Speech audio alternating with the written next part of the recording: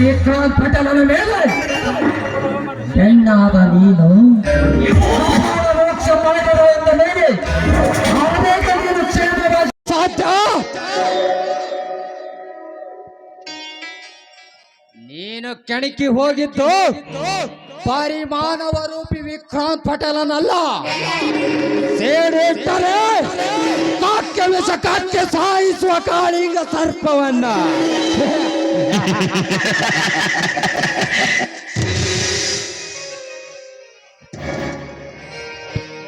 ಲೇ ರನ್ನಶ್ರೀ,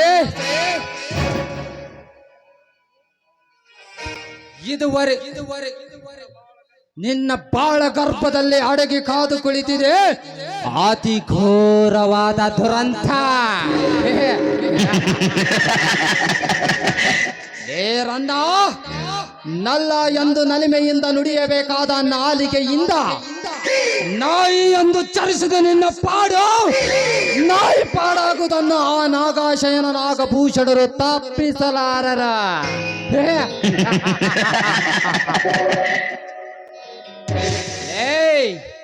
ಸುಸಂಸ್ಕೃತ ಸುಕುಮಾರಿ, ಸುಗುಣ ಸುಶೀಲೆ ಸುಚರಿತ್ರಳಾಗಬೇಕೆಂದು ನೀನಂದುಕೊಂಡಿದ್ದರು ಸ್ವಕೃತಿ ಇಲ್ಲ. ಸುಕಾಲದಲ್ಲಿ ಸುಖರೂಪವಾಗಿ ಸುನಾಯಸದಿಂದ ಸ್ವರೂಪಿಣಿಯರೊಂದಿಗೆ ಸುಖ ಹೊಂದುವ ಸುಧೀರನು ನಾನ.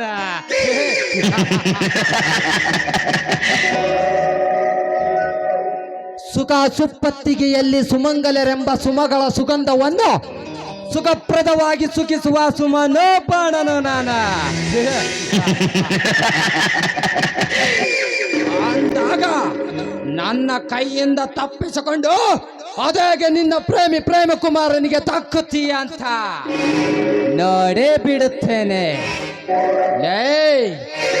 ಮರ್ಯಾದೆ ಮಹಲಿನ ಹೆಣ್ಣೆ, ನಿನ್ನ ಪ್ರೇಮಿಯನ್ನು ಕೊಂದಾದರೂ ನನ್ನ ಆಸೆಗಳನ್ನು ಈಡೇರಿಸಿಕೊಳ್ಳದೆ ಬಿಡಲಾರ ಈ ವಿಕ್ರಾಂತ್. ಅಂತೆ ಆ ಅಮರನಾಥ ಅಗ್ನಿ ಸಾಕ್ಷಿಯಾಗಿ ತಾಳಿ ಕಟ್ಟಿ ಸಪ್ತಪದಿ ತುಳಿದಿರುವ ಅವನ ಅರ್ಧಾಂಗೆ ಈ ರಸಿಕನು ಕಣ್ಣಿಟ್ಟು ಕಾದಿರುವ ಕೋಮಲಾಂಗೆ.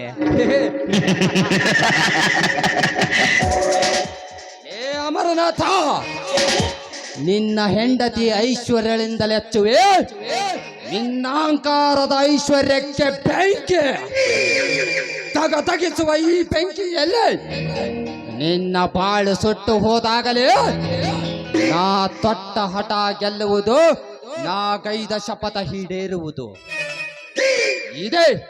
ಇದೇ ಈ ವಿಕ್ರಾಂತ್ ಪಟೇಲನ ನೇರಗರೆ.